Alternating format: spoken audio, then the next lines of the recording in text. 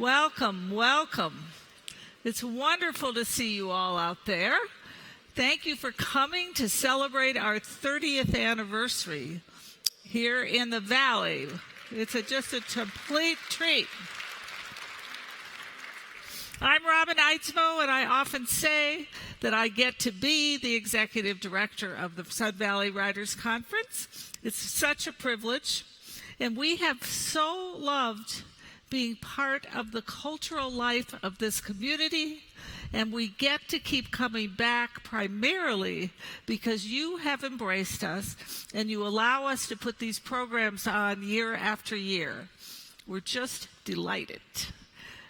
I'm going to start with a question. Is there anyone who was here the first year of the Writers' Conference? Okay. Hey. Yay. Wow, congratulations. That is absolutely terrific.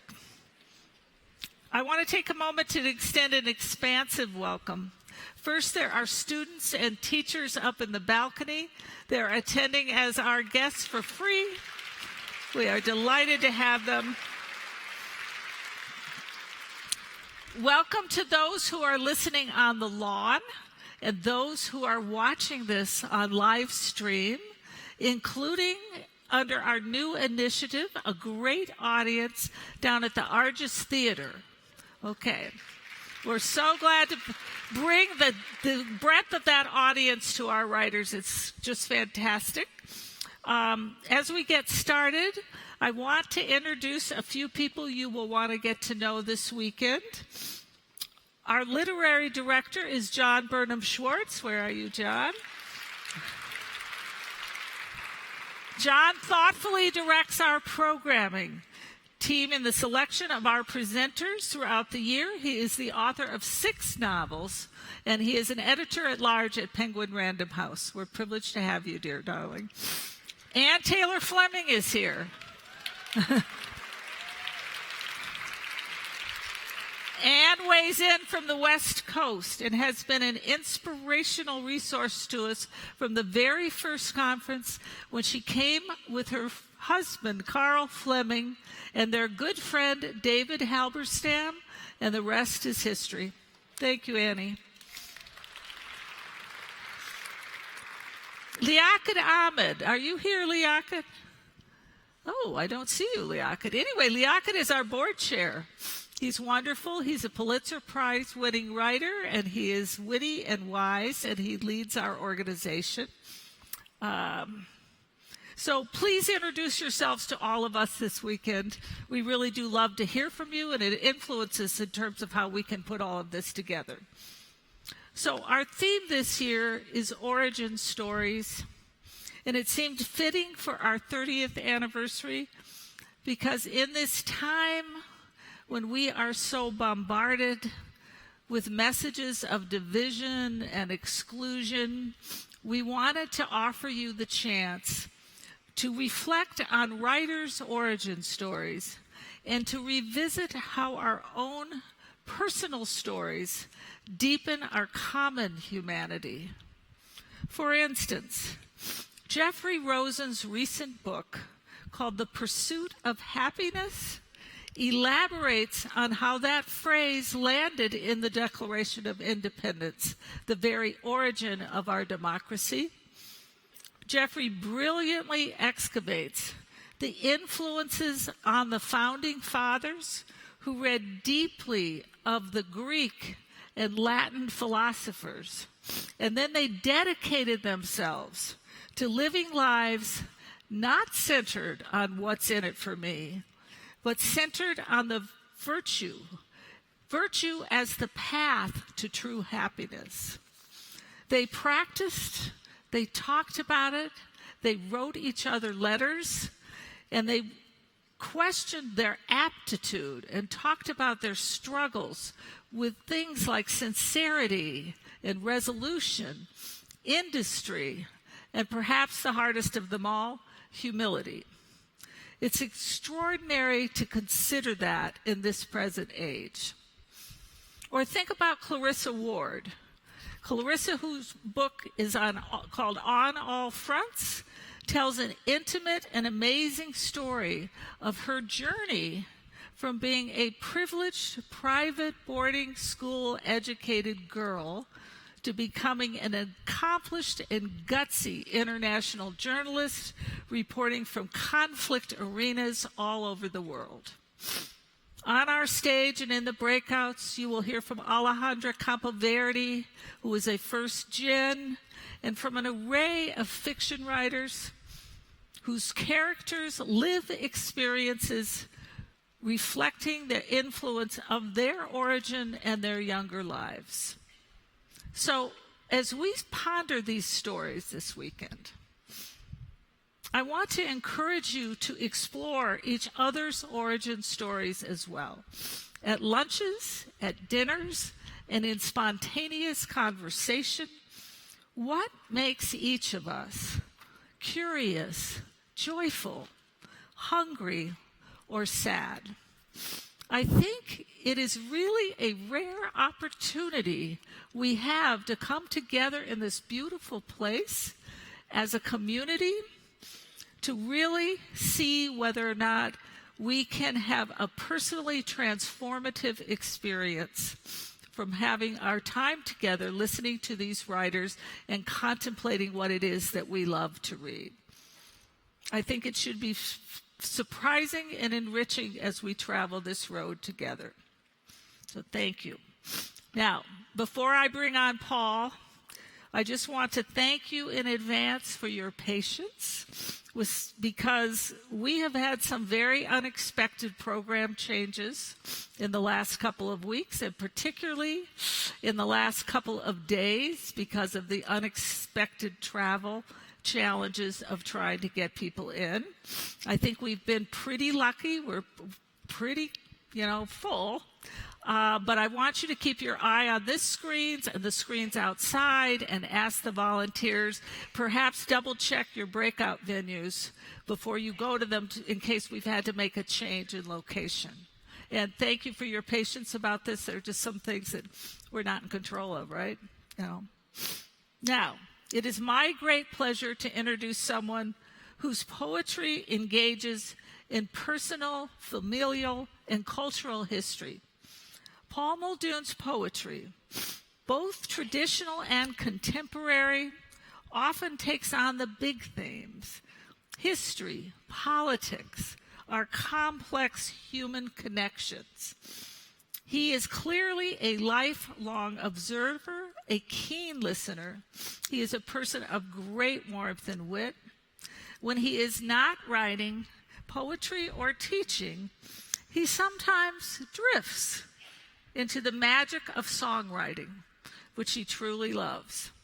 A recent project led him into a 5-year fascinating conversation with Paul McCartney, from which emerged what might be called the creative biography of Sir Paul, a 2-volume work called The Lyrics, wonderfully engaging dive into how memory and dreams and observation and friendships led to the composition of some of the most memorable songs of a generation. We are privileged and so happy to have Paul Muldoon back on our Sun Valley stage. Please give him a warm welcome.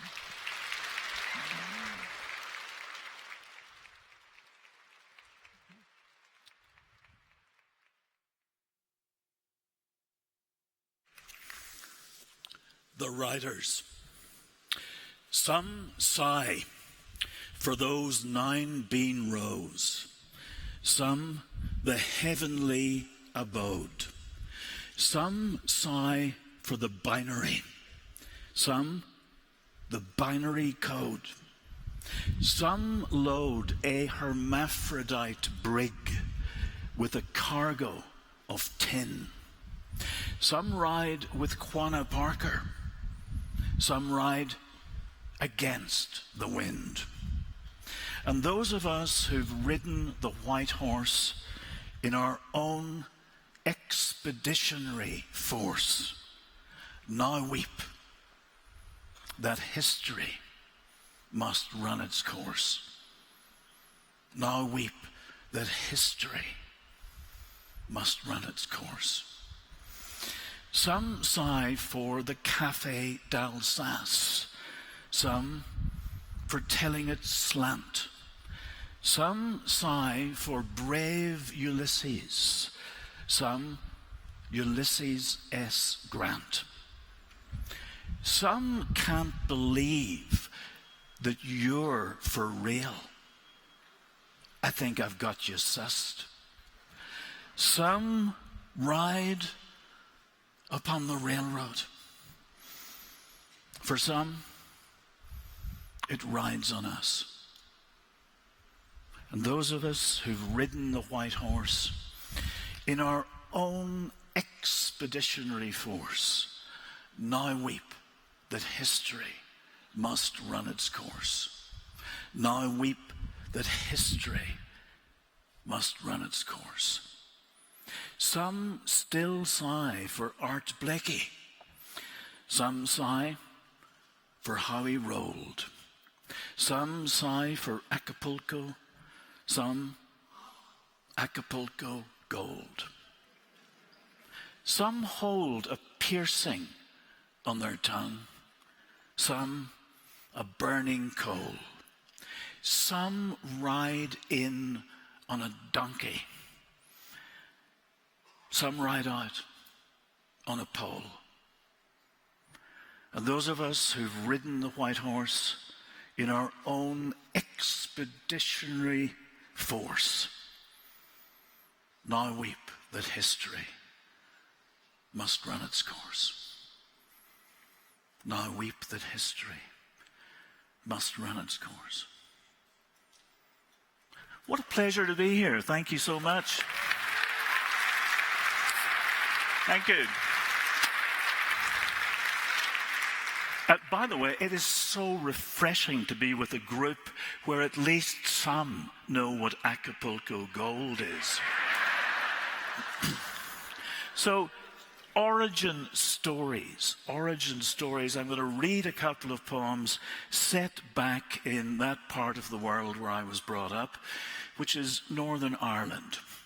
I went to school every day, every school day. I was there partly because, or largely I suspect, because my mother was one of the school teachers. So I went to school with her. But there were people in the vicinity who clearly had made other arrangements. And this is a poem about one of them who hardly ever showed up. There's a technical term in that part of the world. He was a mitcher. Mitch is a word used by Shakespeare. In fact, during the Elizabethan era, that part of the world was settled by Warwickshire men and women. So a mitcher, a truant. So this is a poem about his life then and his life more recently. His name, Joseph Mary Plunkett Ward. The first part of his name refers to the Irish poet and patriot who took part in the 1916 Rising and was shot for his part in it.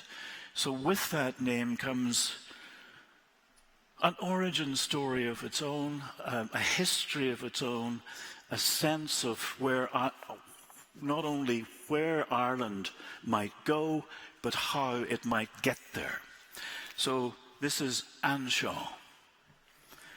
When the master was calling the roll at the primary school in college lands, you were meant to call back Anshaw and raise your hand as your name occurred. Anshaw, meaning here and now, all present and correct, was the first word of Irish I spoke. The last name on the ledger belonged to Joseph Mary Plunkett Ward and was followed, as often as not, by silence, knowing looks, a nod and a wink, the master's droll. And where's our little ward of court?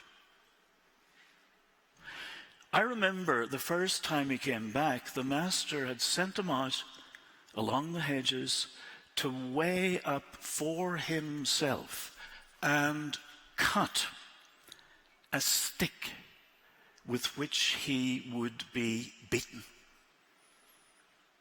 After a while, nothing was spoken. He would arrive, as a matter of course, with an ash plant, a sally rod, or finally the hazel wand he had whittled down to a whiplash. Its twist of red and yellow lacquers, sanded and polished, and altogether so delicately wrought that he had engraved his initials on it. I last met Joseph Mary Plunkett Ward in a pub just over the Irish border. He was living in the open, in a secret camp on the other side of the mountain. He was fighting for Ireland, making things happen.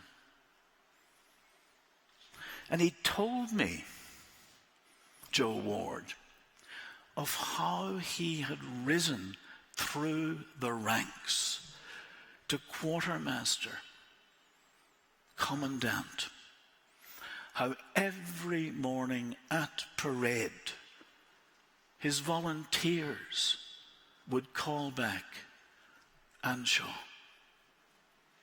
and raise their hands as their names occurred. This next one also set in that part of the world. Thank you. Also set in that part of the world. It's a poem, one of the few poems, possibly the only poem, dedicated, focusing on a roundabout or traffic circle. One likes to break new ground. I could be wrong on that. Perhaps there's a whole anthology of roundabout poems. I don't know. This roundabout, which was built in our vicinity, was the very first in Ireland. And we knew, as it was being built, of course, we knew people who'd been working on it. And they tried to explain the principle of a roundabout, which is actually quite difficult. If you think about it, it's very hard to describe without going like that, for example. But in any case, when it opened, we were among the first to experience, the lived experience, as we call it now, of the roundabout. And I remember quite vividly driving up to it, and sort of driving around it, and then thinking, okay, well, and then doing that again. This was the era, mind you, where we would go to we went to Dublin Airport, not because we were going anywhere, but just because we wanted to see a plane take off and land. It was a different era. Anyway, so what should I say? The B Specials were the second division of the Royal Ulster Constabulary, and they were disbanded quite early on, sometime in the early 1970s. Even they, by Northern Irish standards, I don't want to get too political here, but even they were just a bit much.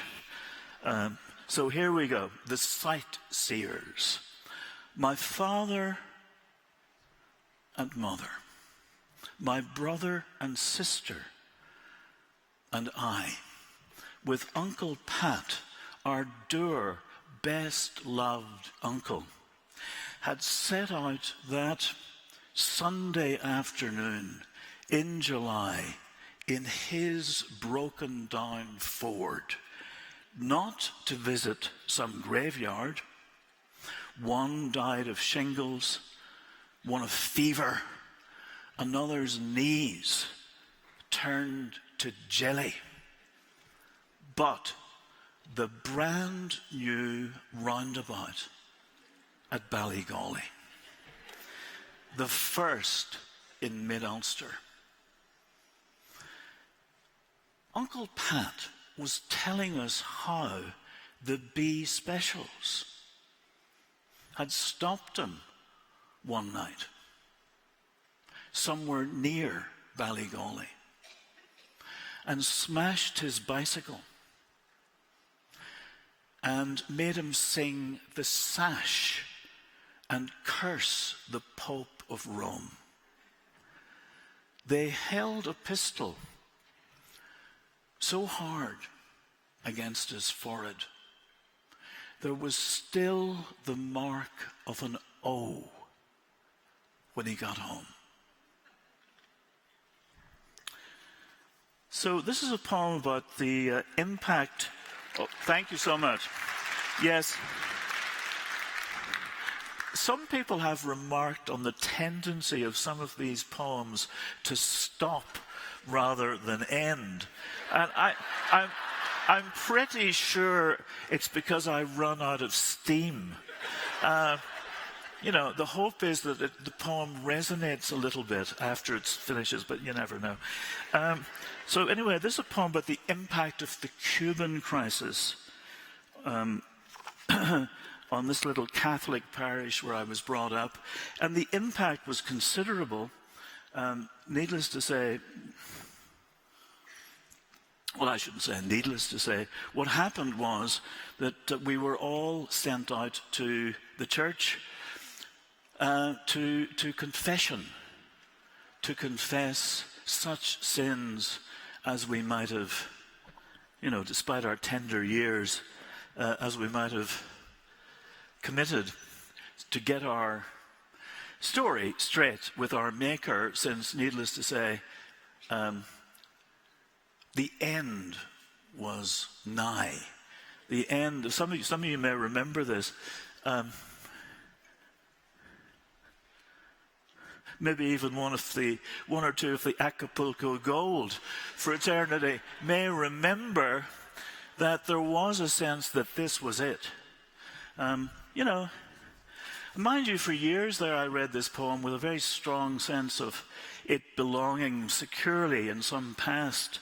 Maybe not so much anymore. Cuba. My eldest sister arrived home that morning in her white muslin evening dress. Who the hell do you think you are, running out to dances in next to nothing, as though we hadn't enough bother with the world at war, if not at an end? My father was pounding the breakfast table.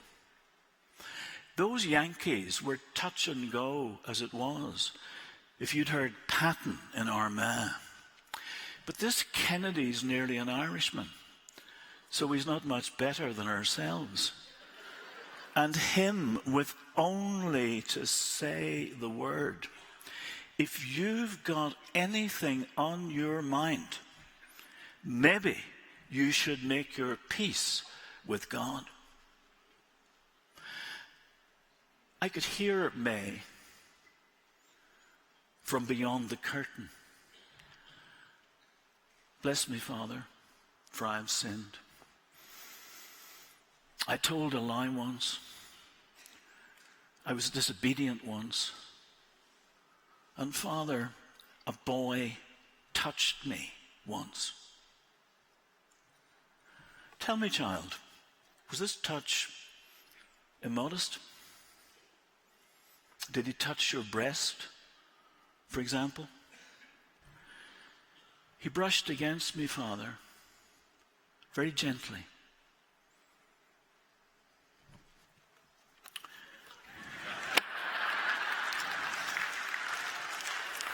Thank you.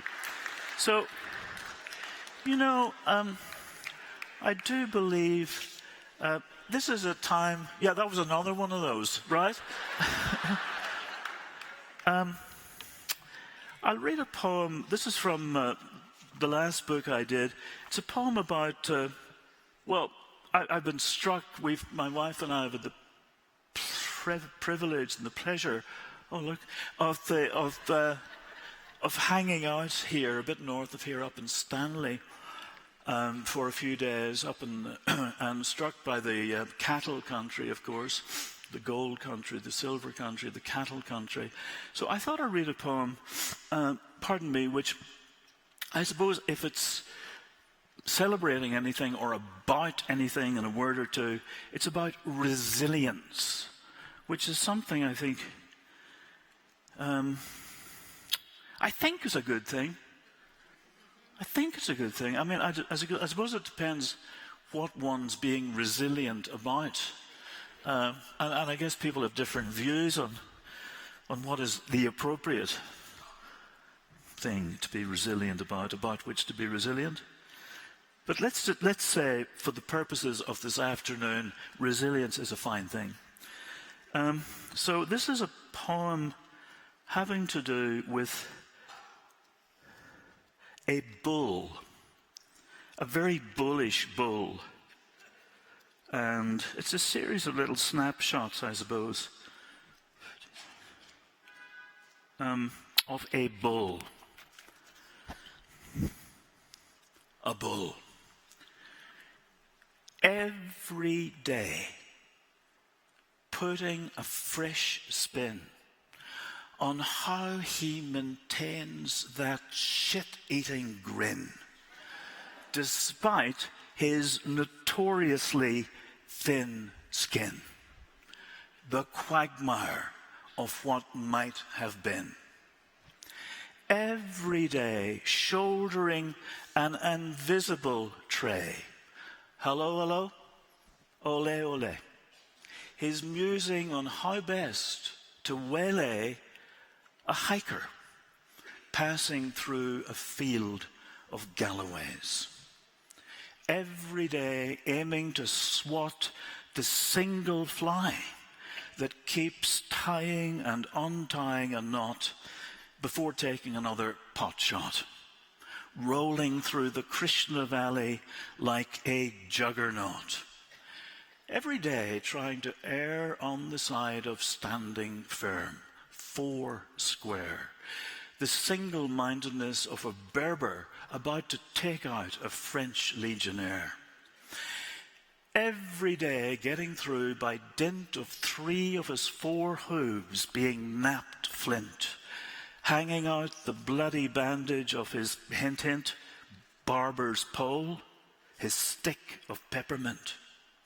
Every day his hoof prints in the sand-strewn park have enclosed so much in quotation marks. Not even Job or Abraham, hark, hark, is a patch on our patriarch. Every day, the holy show of leather dyed robin's egg blue by Tiffany & Co. Areas strictly off limits, strictly no-go, the wilds of Connacht, the stockyards of Chicago. Every day rising at 5 a.m., determined to stem the flow of misinformation from the well at Zemzem, his dangle straw from a crib in Bethlehem. Every day fighting shy of the possibility his eye is a shellac gouge from an old hi-fi. His helmet appropriated from a samurai. Every day, the mob threatening a hatchet job. They're hobbling across concrete, hobnob, hobnob. Their sidelong glances at his thingamabob. Every day, the urge to rut at odds with his yen for whole grain calf nuts. The mai and tut-tut of that bevy of cattle at their scuttlebutt. Every day, his own cows lick even more at odds with his almighty Mick. how come his second cousin, the Dick, gets to trip the light fantastic? Every day taking a bow before settling back to plough the rowdy dow of a Filipino swamp buffalo or carabao. Every day. So as you can see, this poem is mimetic of the very thing it's describing, right? It could be endless. I mean, it's one, resilience is one, as I say, you have to figure out, you have to choose your, anyway, this is a poem that embodies that very resilience. I'm just going to keep on going for a little while. One of the problems with a poem like this is that, and one shouldn't admit to this, it's too much fun to write a poem like this. But there I've gone and done it. Anyway, don't worry, it's not going to be too long. Where was I? Every day plotting how to get even with the get who's trolling him on the internet. Under the vapor trails of the jet set, the solidity of his silhouette. Every day his image picked out in tin to signify their being room at the inn. Bottoms up, chin chin, the gulping of milk punch from a pannikin. Every day cruising the main drag in anticipation of raising his own red flag to the plaza's ragtag bunch of scamps and scallywags. Every day forced to cram for some big exam. The difference between quondam and quandam, the origins of the dithyram. Every night, every day, a razor. Every night, a strop. Rush tickets for Carmen at the Met cost $25 a pop. Get a move on, would you? Chop, chop. A world in which so much art is agitprop. Every day taking a hit from some little shit armed with the latest version of Lit Crit. The fly still looping the loop in his Messerschmitt. Every day, it would seem, rekindling a flame against the culture of shame and its interminable blame game. Every day, countering a counterclaim. Every day, forced to pit himself against Holy Writ and the nitwit for whom the Lascaux paintings are counterfeit. Every day, having to whisk away the versifiers averse to risk. The ignominy of being supplanted, tisk tisk, by a ram on an Egyptian obelisk. Every day, lying down with the lamb. What might have been? More water over the dam. Having to meet the future head on. Wham bam. His muzzle, a spermicide slick diaphragm. Every day, the thrill of balancing a natural proclivity and an acquired skill after a walk-on part in Cattle Drive with Chill Wills. His tongue turquoise teal from chlorophyll. Every day learning not to pin his hopes on there being grain in the bin. The situation supposedly win-win when he mounts an upholstered Holstein mannequin. Every day the likelihood of a snub from a warble grub, even as he rises above the hubbub. Every day the flash freezing of his syllabub. Every day busting sod while straddling a divining rod. His permanent disdain for the God Squad by whom he was once overawed.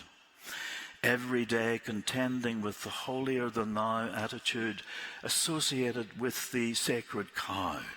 Kowtow and powwow being terms he's now obliged to disavow. Every day cutting some slack to the youths leaping over his back in Knossos, his dream of trading endless ack-ack for a week on the Concorde and Merrimack. Every day starting to dig with his one obsidian hoof through the rigs. A lily pad where a bigwig flies in and out in some sort of whirligig. Every day, muddling through, thanks to his tried and true ability to rise above the general to-do by thinking of it all as déjà vu. Every day chewing gum like a teddy boy in a bombed-out slum. As for his success in rising above the humdrum, for a moment only a modicum. Every day, striking a blow against a more or less invisible foe. A life lived in slow-mo ever since a chute opened at the rodeo. Every day, creating a stink against being pushed to the brink by the powers that be. Nod, nod, wink, wink, with their newspeak and doublethink.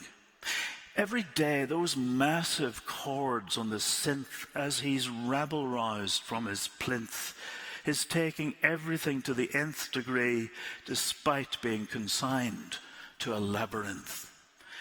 Every livelong day, making of his hide a parish encircling thong, his panko-encrusted balls a delicacy in Hong Kong, subsisting on a diet of mashed currajong, every day waiting for someone to deign to give him free rein.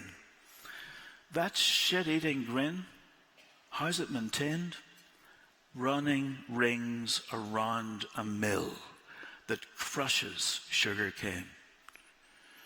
Every day, trying to weigh in the scales those who still flay the burnt offering and those who naysay such exaltation of the everyday. Every day, making a dry run for either his moment in the sun or an air injection captive bolt stun gun. The china shop of a skeleton. Thank you so much.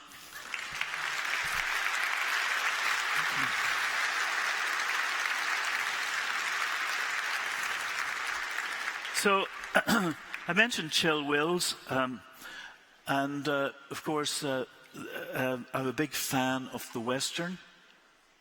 It's so sad to see that, I don't know about you guys, but I feel very, very disheartened to see that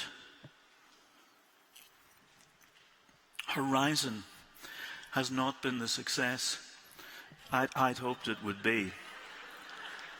Have any of you seen it?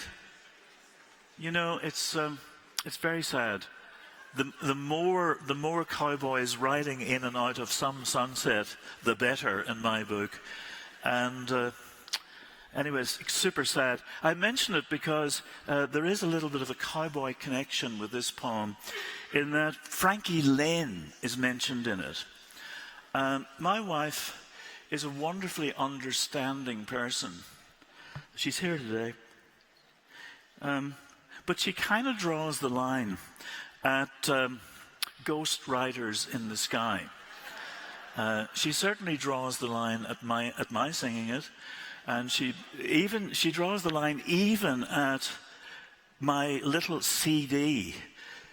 Or actually, is there such a thing as a big CD? It's a regular size CD, but amazingly, it has. I think 40, but I think it has 40 versions of ghost riders in the sky. Check it out. I think she's thrown it away. I'm not quite sure. But in any case, I do mention ghost riders in the sky. And we were out riding the other day, the way one does. And we saw a coyote, which are probably to a penny for you around here. Yeah. Well, I don't want to be seeming... where we live, we've got what we term coy wolves. Have you come across those in this vicinity? It seems to be a cross between a coyote or a coyote and a wolf. And I saw one of them in my backyard a couple of years ago, and of course, felt obliged to try to write a poem about it.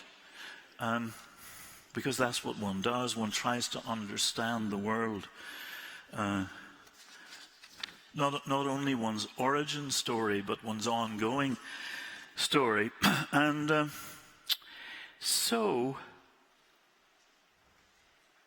let's have a go at this. Coy wolves.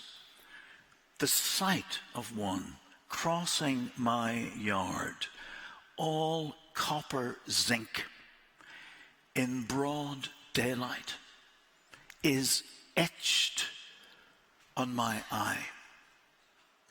It's mostly at night, though, when they snag a hapless deer, their voices are raised on high. No sooner do they corner a woodchuck or raccoon than their cover of ghost riders in the sky resounds from here to Oregon. The version I myself favor to kick off a road trip is Frankie Lane's of 1963. Others reckon Johnny Cash to be preeminent. Still others heap praise on Elvis Presley and Burl Ives. This midnight mix of yodels and yippee-i-oos may derive not from a whole pack, but a single pair.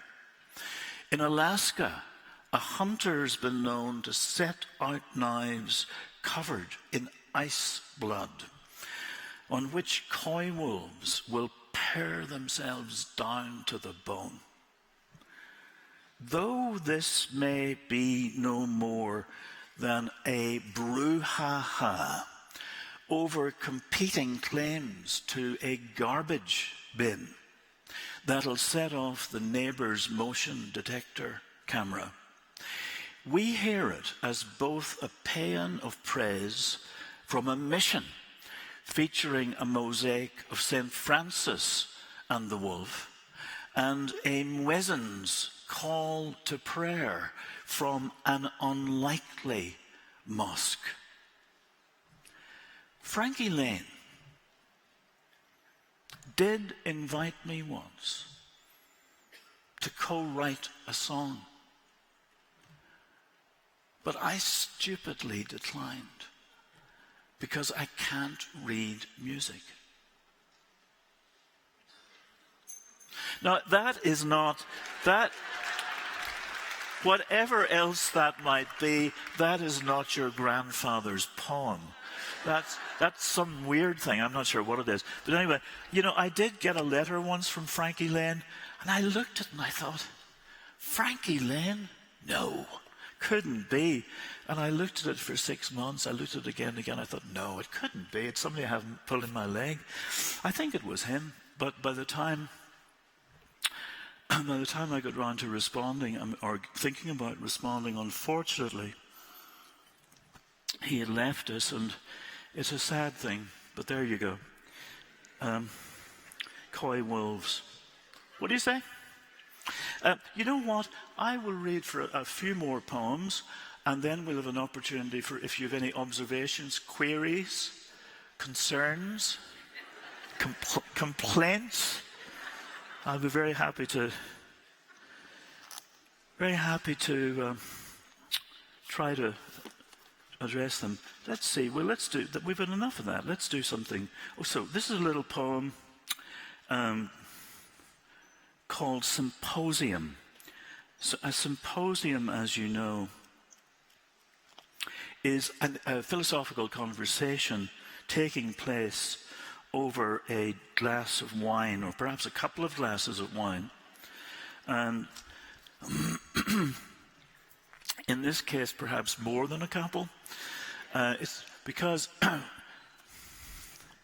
what seems to happen is that half of one truism, one proverb, or one well-known phrase or saying is rammed up against half of another with sometimes troubling results. So, symposium.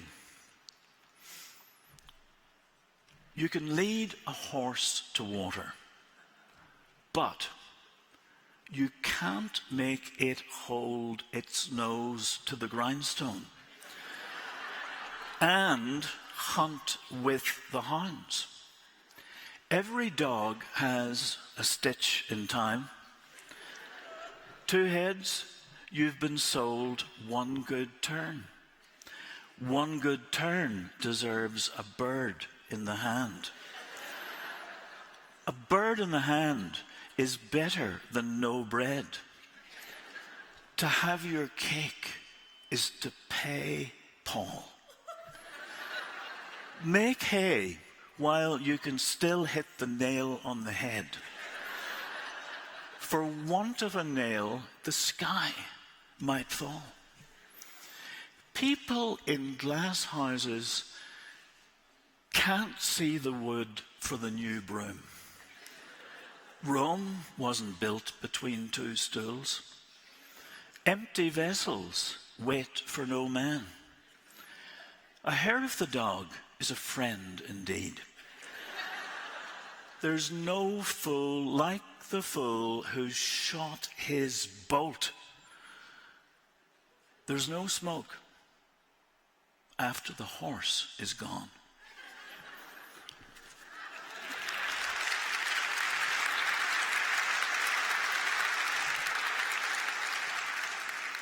So, time for a little audience participation? Yes, I think so. So this is a little poem which uses a refrain or a version of a particular line right the way through it. So it's akin to the song tradition, and a little bit like that last poem. It belongs very much to the nonsense tradition, which is very big in poetry in English, and I'm sure many other languages. So the little, what to say first? So there's a poem set in a house we used to live in New Jersey, a house built in 1750, and as with many houses in that part of the world built in that era,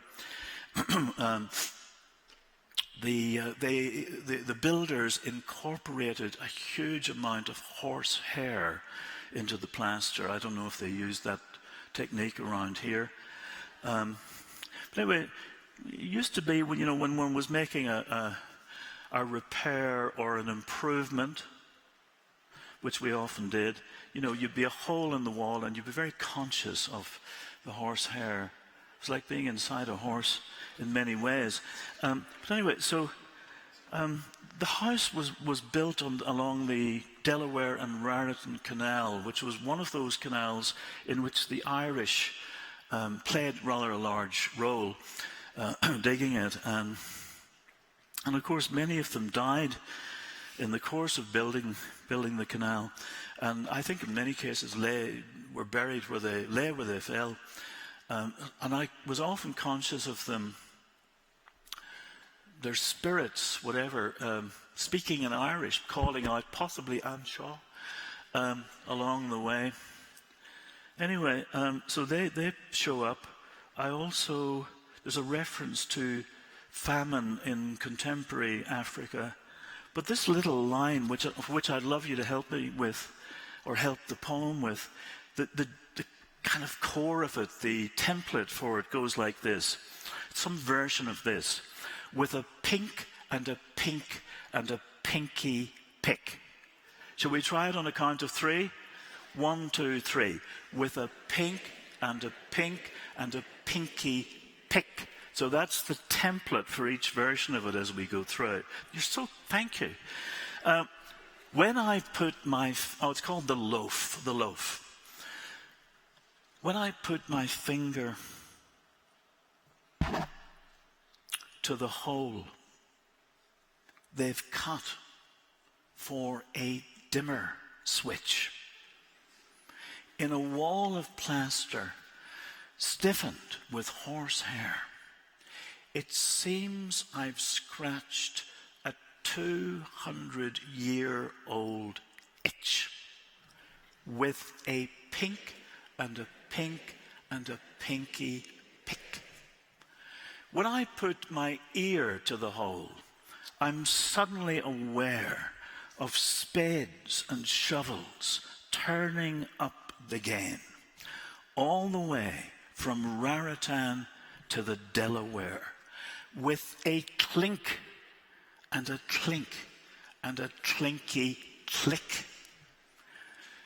When I put my nose to the hole,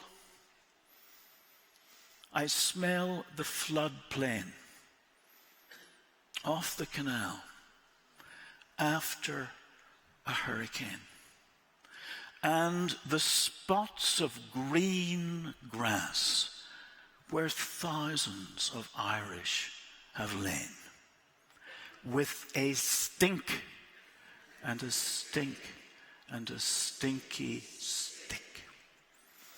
When I put my eye to the hole, I see one holding horse dung to the rain, in the hope, indeed,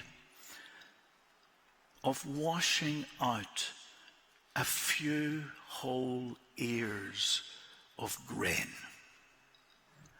with a wink and a wink and a winky wink. And when I do at last succeed in putting my mouth to the horsehair fringed niche, I can taste the small loaf of bread he baked from that whole seed, with a link and a link and a linky link. Thank you so much.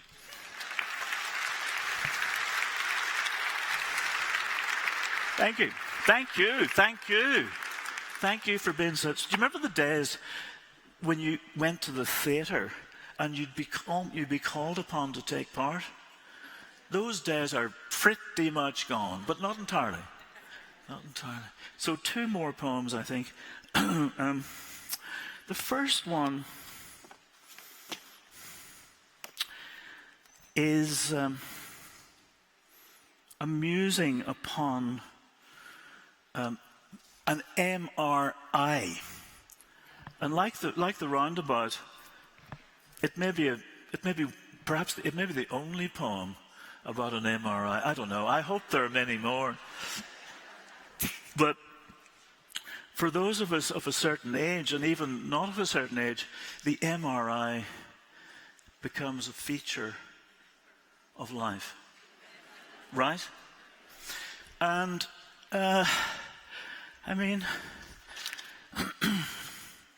it is not for anyone who is particularly at all claustrophobic, of course, the magnetic resonance imaging, I think it stands for. I have conveniently forgotten what it stands for because I don't want to know what it stands for somehow.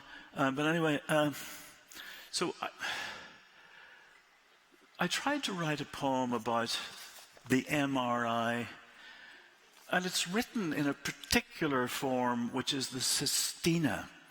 And as you recall, the sestina is one of those inherited forms that uses a sequence of 6 words or variations on them and turns them over from stanza to stanza. And as I embark, and it seems as if one would imagine that that would be a very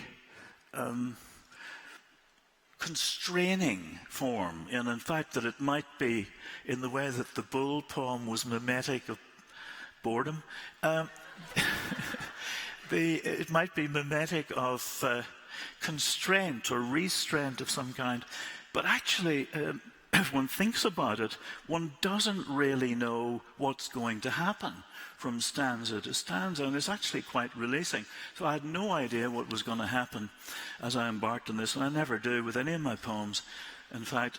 And so it turned into a kind of origin story of us all, and one that includes our cousins, the Neanderthals, who show up there in the Strait of Gibraltar. I mean, they appear in many parts of the world, but they were certainly very active there. Anyway, let me have a go at the MRI. The MR Anu, who's mentioned towards the end, is one of the gods of old Europe. Anu. The MRI. Again and again, we'll put our shoulder to the wheel on which we're broken.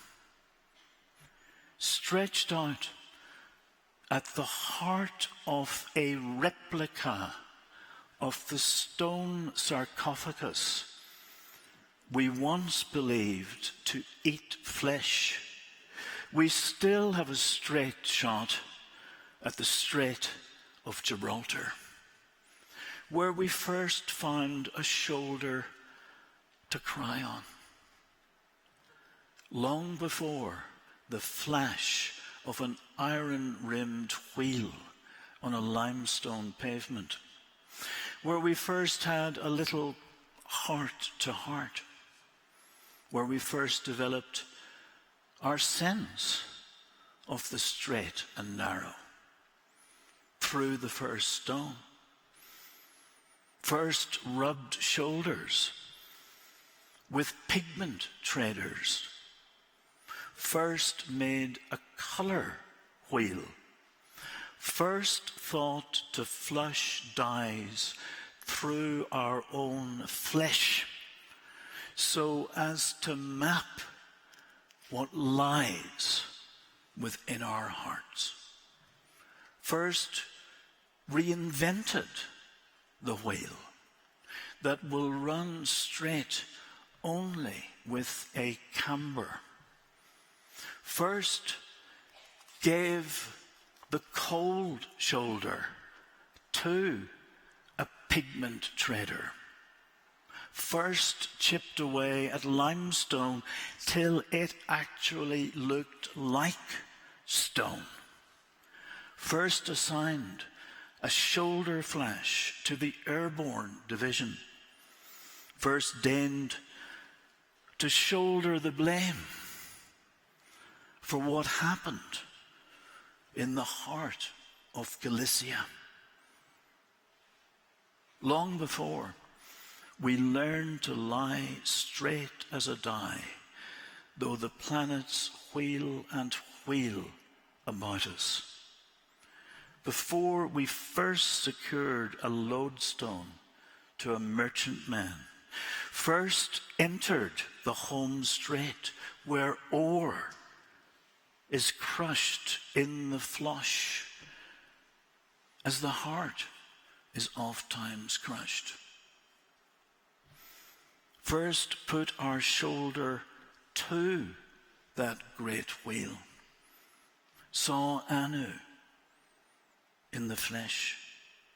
First learned that a stone-faced doctor has the heart to give it to us straight from the shoulder.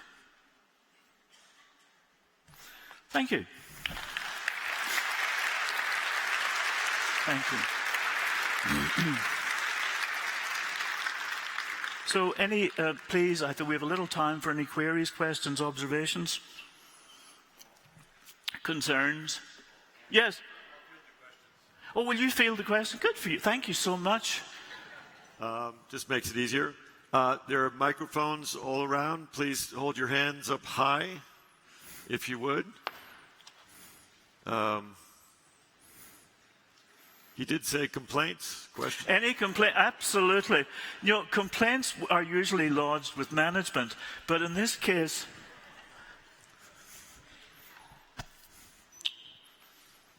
you're over there. Okay, to the left. Thank you. Paul, on the left there. Hi there. oh, I beg your pardon. Over yeah. I can't see you. I'm here. Oh, yes, thank you. Hi. Do you ever think about reading your poems as you are writing them, or is that a secondary after you've written them? Thank you very much indeed. You know, it often occurs to me that I should do more of that than I actually do, particularly when I stand up sometimes to read one for the first time. You know, and I think, oh my heavens above, how did I do that? You know, so there's a long tradition, as you know, of poets.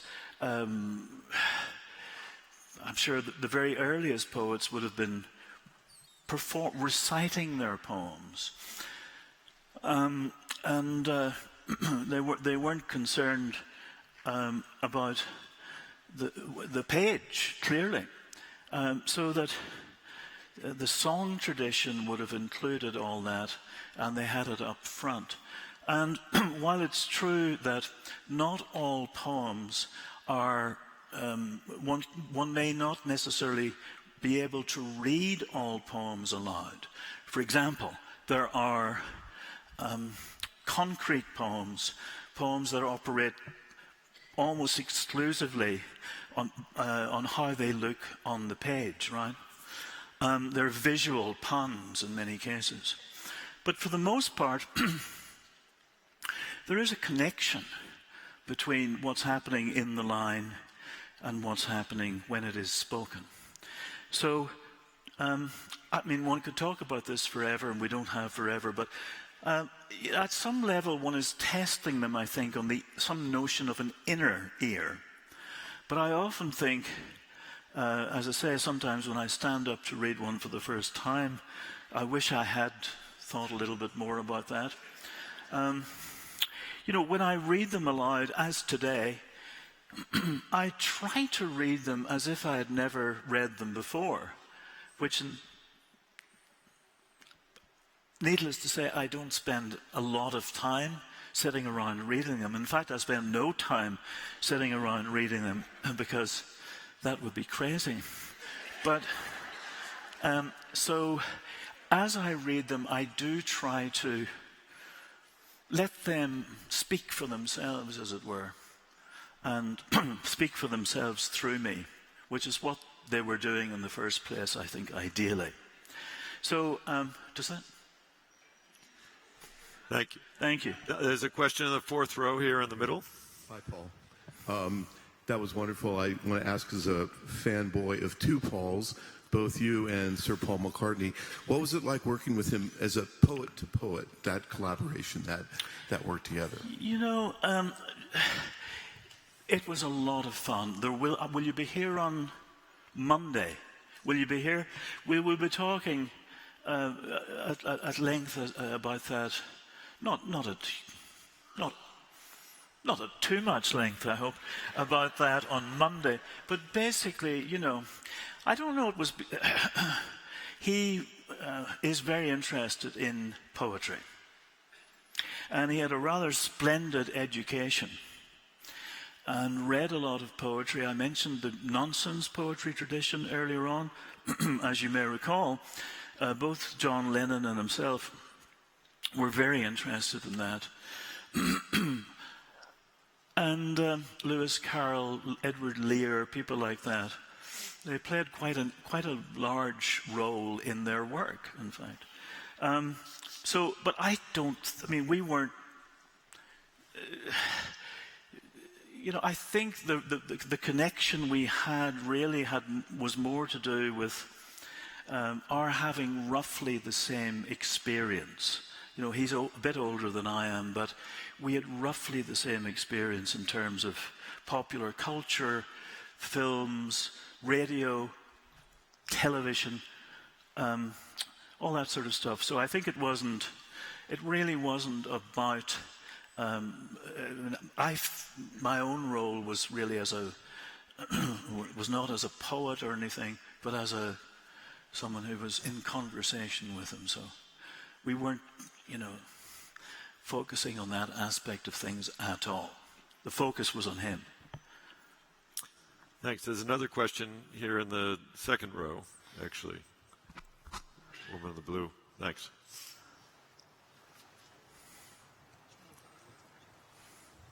Thank you very much.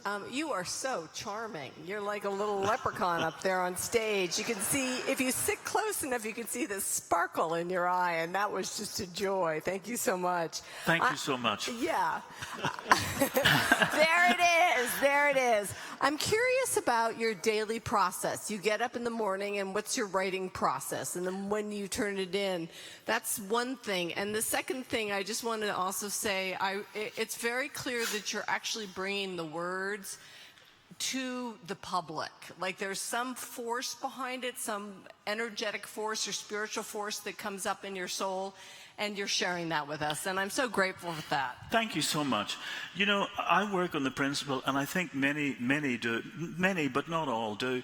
If one stands up, if one's invited to stand up and one stands up to do this, you do it as best you can, and it is a performative business. And as I say, I am at the service of the poem always when I'm writing it and when I'm reading it aloud. I'm doing it for the poem and hoping that somehow it will connect. If it connected with me, then it might possibly connect with you. So my role is to help it do that. But thank you so much for your. Was there another component there that I'm missing? Oh, daily process. Well, I usually write something every day. Not necessarily a poem.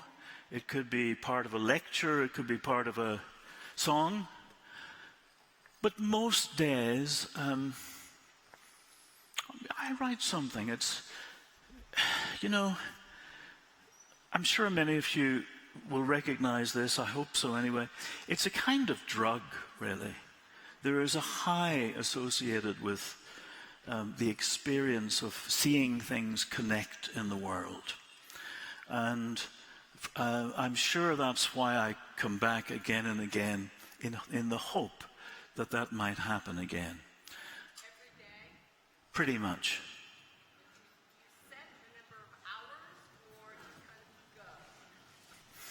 I usually, all else being equal, which it rarely is, because of one's traveling or whatever. But I usually get up. I usually go to bed very early. This is too much information, perhaps.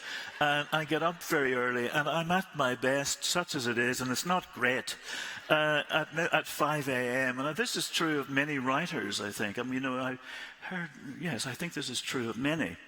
In fact, Dennis was talking about it this morning. A couple of hours when you've all your energy and, frankly, intellectual capacity. One needs a whole range of things to be able to write reasonably well. And after a couple of hours, forget about it. That's how I function anyhow.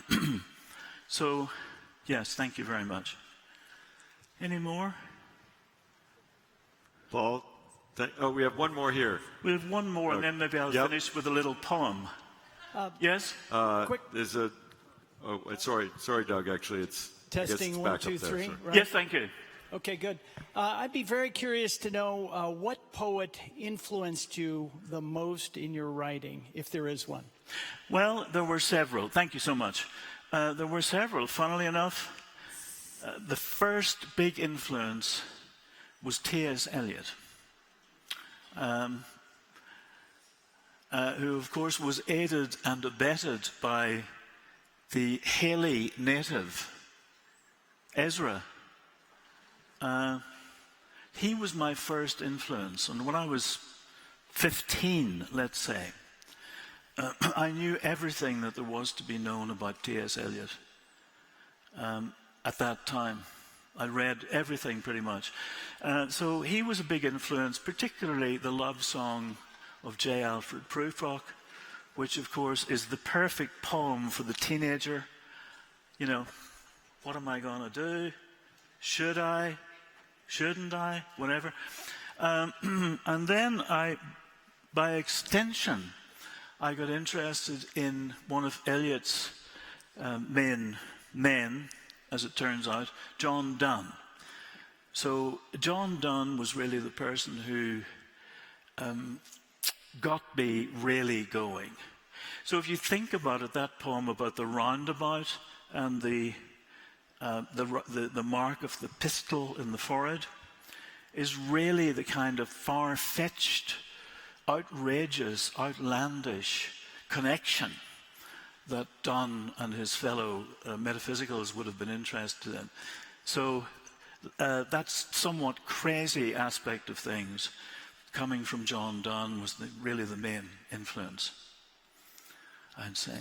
Thank you, Paul. Thank you very much indeed. Thank you, folks. Thank you. Thank you so much. Okay. Wonderful. Thank you. Paul will be signed.